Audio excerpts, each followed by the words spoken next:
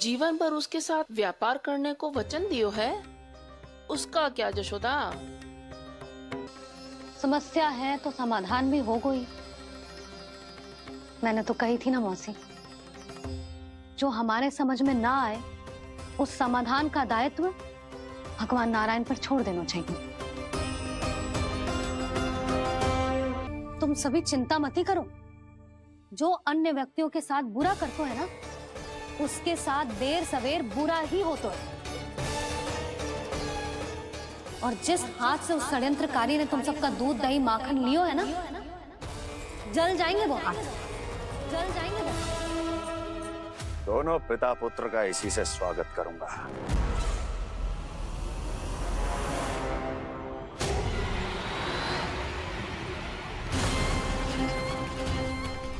अचानक गदा में ताप कैसा? मेरे हाथ चल रहे हैं।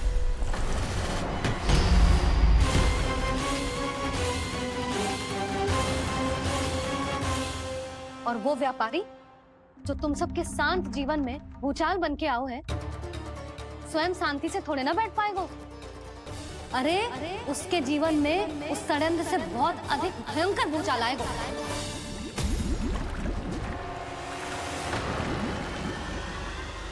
स्वामी, ये अपने आप कैसे उबलने लगा?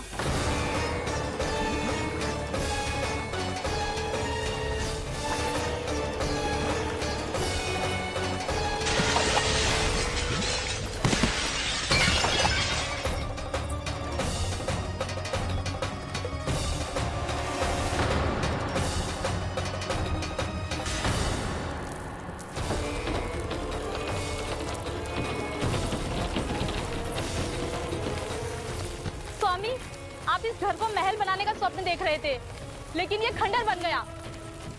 आप जिसके साथ मैत्री का संबंध स्थापित करके आए, वो कोई महान सम्राट नहीं, दुष्ट है। दुष्ट? उस व्यापारी ने दुष्ट कंस के साथ मिलकर भोले भाले गांव वालों का भोजन छीनो है ना। देखना उन दोनों के भोजन में कीड़े पड़ेंगे।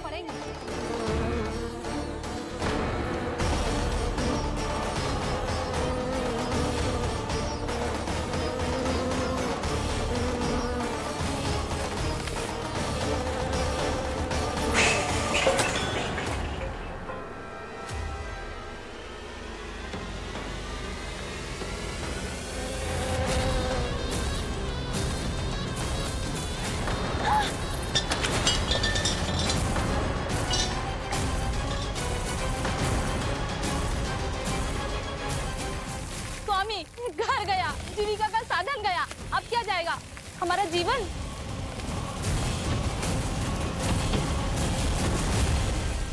महाराज कंस का उपहार, आभूषण वाला संदूक। उन दोनों ने मिलकर तुम सबका दूध दही माखन सच्चा धन छीनने का प्रयास करो है ना। अब देखना उन दोनों का धन, उनके आभूषण सब लोहे के बन जाएंगे, कंकड़ पत्थर हो जाएंगे सब, कंकड़ पत्थर हो जाएंगे सब। ऐसा ही होगा मैया।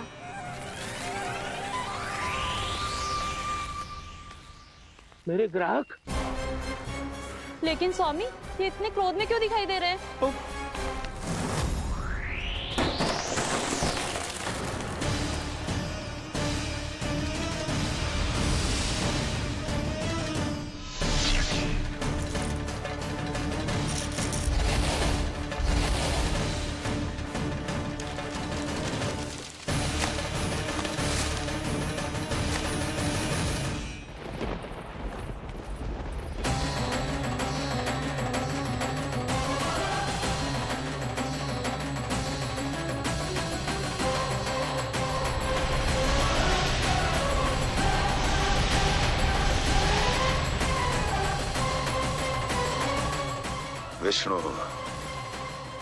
विष्णु ने किया है ये सब। कंस ने जो किया है उसका दंड वो अवश्य भोगेगा, उसका दंड वो अवश्य भोगेगा, दंड वो अवश्य भोगेगा। किसने कहा ये? किसने कहा ये? किसने कहा? मैंने पूछा किसने कहा ये? तुम जिसे ढूंढ रहे हो वो मैं हूँ, विष्णु अवतार। क्या चाहता है तू? तुम्हारे युद्ध मुझसे था कंस, और मेरे भोले भाले भक्तों को अपने जाल में फंसाकर तुमने सारी सीमाएं पार कर दी। अब जब तक तुम गोकुल के ग्वालों को अनुचित प्रकार के अत्याचार से मुक्त नहीं कर देते, तुम्हारा और अन्य सभी षड्यंत्रकारियों का सामर्थ्य, वैभव, बल सब कुछ नष्ट होता चली जाएगा, और तब तक अपने पूर्व रूप में वापस नहीं आएगा जब तक तुम उन निर्दोषों को जीवन यापन का अधिकार लौटा नहीं देते।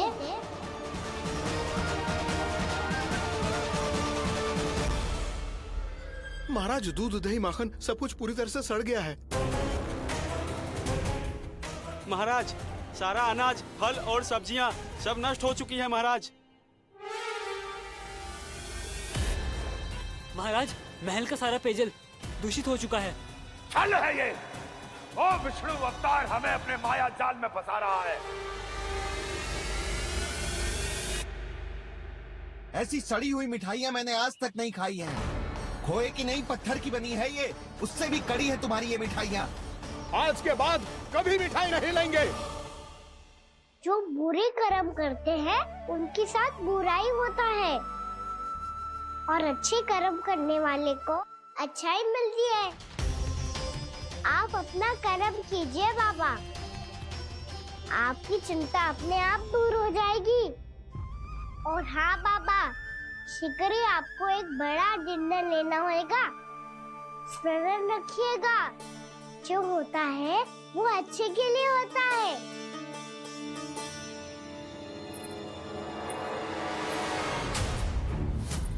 बाबा, मैया आ रही है, क्या करूं?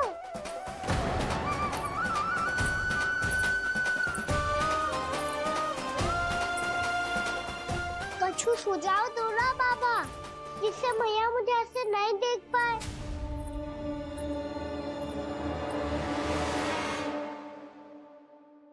सुनो जी, आपने पुकार लगाई थी क्या?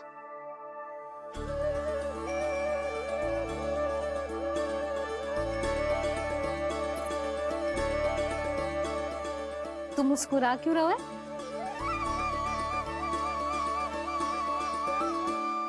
और आप भी बदले बदले से दिख रहे हो। पूजा करके तनिक शांति मिली ना? शांति ही नहीं यशोदा, प्रभु नारायण ने मुझे समस्या को समाधान भी दे दिया। मैं बस अपना कर्म करूंगा। कल कंस से मिलने मथुरा जाऊंगा मैं। उस दुष्ट अत्याचारी से मिलने जाओगे आप?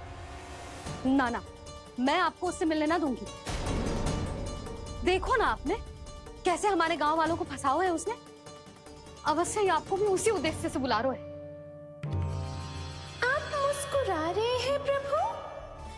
कुछ देर पहले ही तो मैया सभी को मुझ पर अर्थात श्री नारायण पर विश्वास करने की सीख देकर आई है। अब देखो स्वयं भी चिंता करी है ये। चिंता मत ही करो यशोदा, मुझे श्री नारायण किसी भी जाल में ना फंसने देंगे। वो तो यही है हमारे साथ। यही है, इसका क्या अर्थ है जी? तुमने कही थी ना कि तुमने उन्हें हर जगह देखो, हमारे घर में, गोकुल में। तो इसीलिए तुम चिंता ना करो, मुझे अपना कर्तव्य करने दो। कल भोर होते ही मैं मथुरा निकल जाऊंगा। पता तो चले वो हमसे चाहतो क्या है।